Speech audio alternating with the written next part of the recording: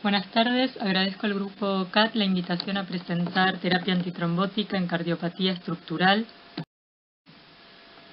Las cardiopatías congénitas tienen actualmente una prevalencia mundial de 1.35 millones de recién nacidos por año, de los cuales el 90% sobrevivirán hasta la edad adulta, lo que genera un problema importante de salud global en ellos.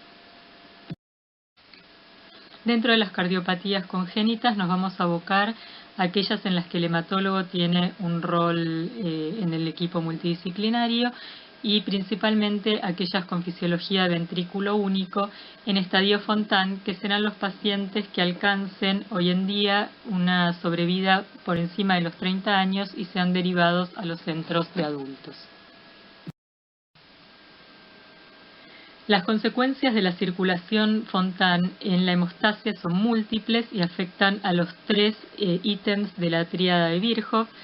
Dentro de ellos tienen una hemodinamia alterada, con bajo flujo en la circulación tanto sistémica como pulmonar, con una presión venosa que no es sometida a la bomba cardíaca, por lo cual se genera congestión venosa en los circuitos tanto superior como inferior, con disfunción hepática, hay estasis auricular y ventricular por la disfunción del mismo.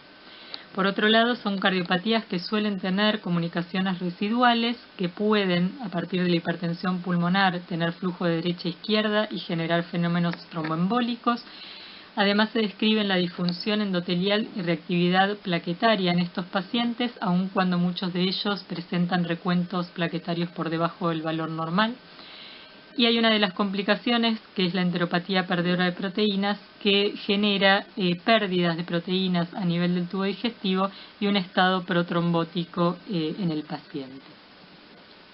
Por último, no hay que olvidarse que el tubo extracardíaco, que es la versión más moderna de la cirugía de Fontan, utiliza el Gore-Tex, un material no biológico, para su composición. Desde los primeros años se describían que los pacientes con Fontan tenían riesgo aumentado de trombosis y las distintas series sin profilaxis antitrombótica reportaban rangos de entre 3 y 20%, tanto a nivel venoso como a nivel arterial. Estos reportes no permitían hacer una recomendación basada en la evidencia, pero sí planteaban un probable beneficio de la profilaxis antitrombótica. Es así como en el 2011 el grupo australiano de la doctora Andrew presentó, y de Canadá, presentaron este trabajo multicéntrico y randomizado que pretendía determinar si la terapia con warfarina era superior a la aspirina en la prevención de la trombosis en los primeros 2 años después del procedimiento Fontan. Pretendían reunir 200 pacientes, lograron reclutar apenas más de 100 y la randomización era a heparina no fraccionada seguida de warfarina para obtener un RIN de entre 2 y 3 contra la aspirina sin heparina previa ni monitoreo. En el Congreso ICTH del 2009 presentaron los resultados preliminares, que son los que luego se publicaron, y a los 2 años, en cuanto al evento primario, que era cualquier manifestación tromboembólica venosa, no observaron diferencias entre warfarina y aspirina estadísticamente significativas. Por otro lado, mencionan que la tasa de trombosis sintomática fue solo del 7%, el resto de los eventos fueron diagnosticados durante el seguimiento de los pacientes por ecocardiograma, y en estos pacientes sintomáticos tampoco hubo diferencia entre ambas terapéuticas, pero sí resaltaba la frecuencia de eventos asintomáticos potencialmente graves, si bien por el momento se desconoce su relevancia clínica. Pero cabe tener en cuenta que una trombosis en el conducto extracardíaco implica que el paciente tenga disfunción de ese circuito y posibilidad de microtromboembolias pulmonares o tromboembolias pulmonares con hipertensión pulmonar subsecuente y disfunción nuevamente de circuito. En un análisis posterior, no previsto de antemano, del grupo de warfarina de este trabajo, los pacientes con mediciones de RIN subterapéuticas tenían un riesgo significativamente mayor de trombosis que aquellos en rango terapéutico, definidos, como dice la diapositiva, de hasta 6 veces más. Este otro artículo del 2011 es un metaanálisis que permite analizar 20 estudios que comprende 1.075 pacientes, 20% de los cuales recibieron terapia antiagregante, mayoría con aspirina, dosis variable, y 80% terapia anticoagulante con warfarina, con objetivos de RIN variables de entre 1.5 y 3.5. Las medianas de seguimiento de los diferentes estudios fue de hasta 12 años. De ellos hubo 35 eventos tromboembólicos totales, que le da una tasa de tromboembolismo de 5.2% y no pudieron observar diferencias en esta incidencia entre la terapia anticoagulante y la terapia antiplaquetaria, como puede observarse en el esquema de la derecha. Este otro estudio, publicado en 2016, es del grupo también australiano, pero es retrospectivo y no es randomizado.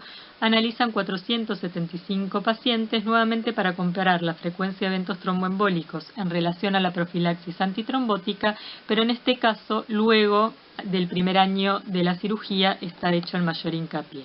El 63% de los pacientes recibieron warfarina y el 33% aspirina. Con una mediana de seguimiento a 7 años, presentó trombosis el 3.4% antes del año y 3.8% luego del año. En ambos grupos predominaba la población que recibía warfarina, sin embargo, el estudio concluye que tampoco pudieron encontrar diferencias en las tasas de tromboembolismo entre aquellos pacientes que recibían aspirina contra los que recibían warfarina. Sin embargo, hacen hincapié en que la población que recibía warfarina tenían factores de riesgo considerados protrombóticos en mayor incidencia que el grupo de antiagregación.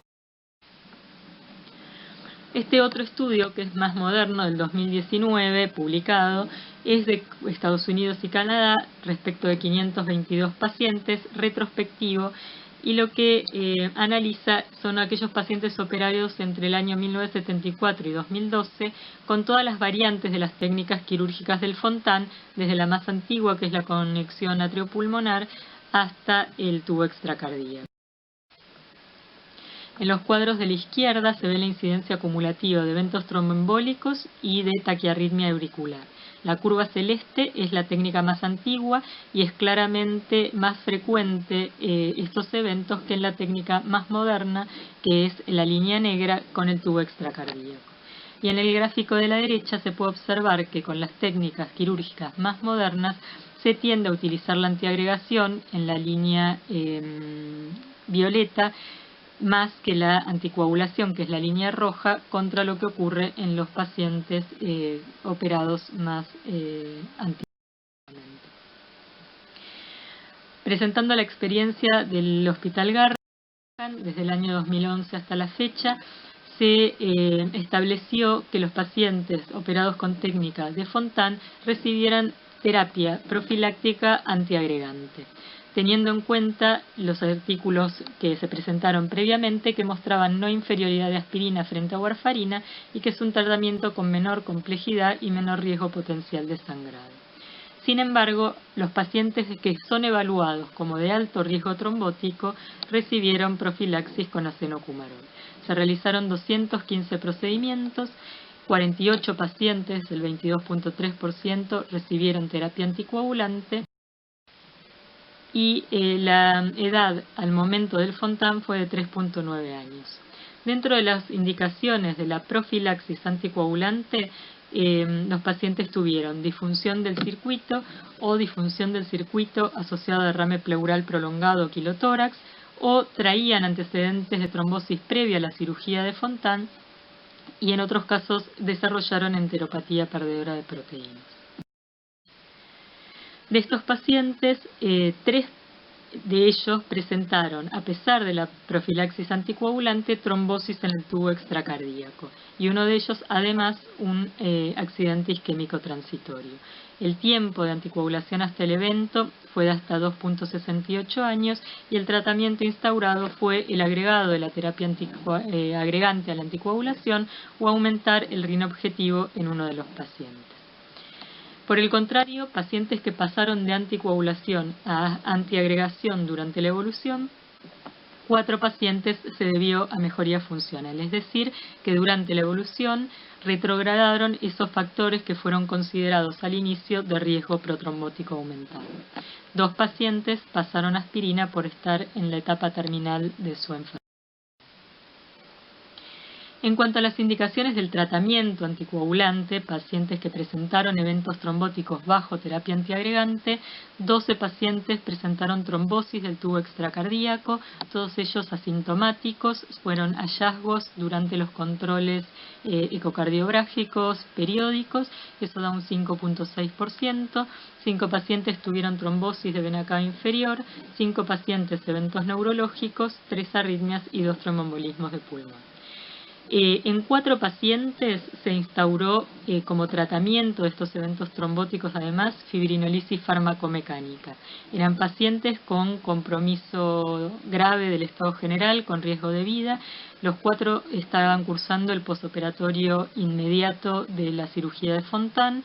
Los 4 presentaron recanalización parcial y 3 tuvieron hemorragia menor, eran pacientes que estaban invadidos dentro de lo que es el posoperatorio de este tipo de cirugías. Durante la evolución fallecieron 3 pacientes, todos ellos por falla de la circulación Fontan. Uno además hizo una arritmia ventricular. El tiempo desde la cirugía hasta el fallecimiento fue hasta 3.1 años por el momento. 4 pacientes fueron ya derivados a centros de adultos, 2 se siguen en su provincia de origen y 2 se perdieron del seguimiento. La mediana de anticoagulación hasta la fecha es de 2.4 años con un máximo de 7.25. En relación a estos pacientes que llegan a la adultez, en el 2018 se publicó una guía de manejo de adultos con cardiopatías congénitas y en relación a la cirugía de Fontan, la recomendación de profilaxis vuelve a ser antiagregación o anticoagulación, teniendo en cuenta qué factores de riesgo protrombóticos agregados tiene el paciente. Y hacen hincapié en que los anticoagulantes orales directos no están estudiados en esta población y por lo tanto no pueden recomendarse por el momento. Como conclusión de tromboprofilaxis en pacientes con Fontan, hay evidencia de que la terapia antitrombótica es beneficiosa, no hay evidencia en cuanto a la superioridad entre la antiagregación y la anticoagulación, por lo tanto la recomendación es individualizar la profilaxis en función del perfil de riesgo del paciente y la tolerabilidad de la terapia. Y tener en cuenta que a pesar de la profilaxis antitrombótica existen eventos tromboembólicos sintomáticos que están asociados a una mortalidad significativa. ¿Por qué decimos esto? Porque si bien hay pocos datos relacionados con el tratamiento y las consecuencias de la trombosis en los pacientes con Fontan, la descripción es que el 48% de los pacientes resuelve la trombosis, sin embargo, de los pacientes con eventos sintomáticos, el 25% de los pacientes pediátricos fallece y lo mismo que el 38% de los adultos. ¿Cuáles son las opciones de tratamiento en el momento en que se presenta la trombosis? Como mencionamos en nuestra serie, la intensificación de la terapia anticoagulante, que puede ser aumentar el rango terapéutico objetivo de los antagonistas de vitamina K o agregar un segundo agente como la aspirina, la trombectomía o la trombolisis farmacomecánica en pacientes con compromiso de vida, y la elección nuevamente va a ser individualizada en base a la ubicación y tamaño de la trombosis y otros factores subyacentes del paciente. En cuanto a tratamiento, las guías de adultos 2018 recomiendan la anticoagulación para pacientes con eventos trombóticos. Otras complicaciones, como mencionamos, son la enteropatía perdedora de proteínas y la bronquitis plástica, ambas debidas a la pérdida de líquido linfático a través del sistema gastrointestinal o pulmonar. Si bien la etiología no se comprende, se cree que está asociado a una situación de riesgo protrombótico, por lo cual la anticoagulación es una de las terapias recomendadas. En cuanto a otras cardiopatías, la anomalía de Epstein, que se mencionó previamente, simplemente decir que tienen defectos del tabique auricular, por lo cual hay que tener en cuenta que pueden tener embolias paradojales y que desarrollan arritmias, sobre todo en pacientes llegando a la adultez. todas arritmias auriculares como fibrilación auricular y aleteo que van a requerir de la asistencia del hematólogo. En cuanto a las arritmias dentro de las cardiopatías congénitas, más del 50% de los pacientes va a tener una taquiarritmia auricular antes de los 65 años y son de elevada morbilidad y pueden aumentar el riesgo de muerte súbita, por lo cual la tromboprofilaxis es un pilar en el tratamiento de estos pacientes. En este estudio del 2016, el estudio TACTIC, se analizó una corte retrospectiva multicéntrica para ver los eventos tromboembólicos y las hemorragias. En cuanto a los eventos tromboembólicos, con un seguimiento de 11 años, lo presentaron el 8.7% de los pacientes y el único predictor de trombosis fue la complejidad de la cardiopatía congénita. Como se ve en el cuadro de abajo, a mayor complejidad, mayor riesgo trombótico. No hubo influencia de la terapia antiagregante o anticoagulante sobre los eventos trombóticos. Sí, en los eventos hemorrágicos, que se produjeron en el 8.3% de los pacientes, la terapia anticoagulante se asoció a casi 5 veces más de riesgo de sangrado. Sin embargo, las tasas de mortalidad cardiovascular no se diferenciaron entre ambas terapias tromboprofilácticas. En cuanto a reemplazos valvulares mecánicos en pacientes con cardiopatías congénitas, lo único para mencionar es que los pacientes pediátricos siguen las guías de reemplazos mecánicos existentes para adultos. Y por último, vamos a dedicar unos minutos a una cardiopatía estructural pero adquirida, que es en realidad una vasculopatía, la enfermedad de Kawasaki, cuyo mayor impacto es en las arterias coronarias y es lo que determina el pronóstico de la enfermedad. Recientemente hubo varias actualizaciones de guías de manejo de la enfermedad de Kawasaki y todos coinciden en que la frecuencia de eventos en la arteria coronaria, llámese trombosis, estenosis, infarto o muerte, tienen que ver con el diámetro de estas arterias, estos aneurismas. En la imagen de abajo se puede observar que el diámetro de la coronaria tiene prácticamente el mismo diámetro que la aorta, y si bien se ven afectados otros territorios, como se ve en la otra foto, axilares, renales, mamarias, etc., estas aneurismas no tienen impacto pronóstico a largo plazo. Los hematólogos, entonces, en este caso somos parte del grupo multidisciplinario en el seguimiento, inicialmente con la prevención de los eventos coronarios, que van a depender nuevamente del tamaño del aneurisma, desde la antiagregación para los aneurismas pequeños hasta la antiagregación con anticoagulación para los aneurismas gigantes. Y en las nuevas guías se describe la doble terapia antiagregante con anticoagulación en aquellos pacientes que han desarrollado un evento trombótico en su historia. Por otro lado, el tratamiento, una vez instalada la trombosis, consta de los fibrinolíticos, que en estos casos se describe junto a la terapia antiagregante y a las bajas dosis de heparina.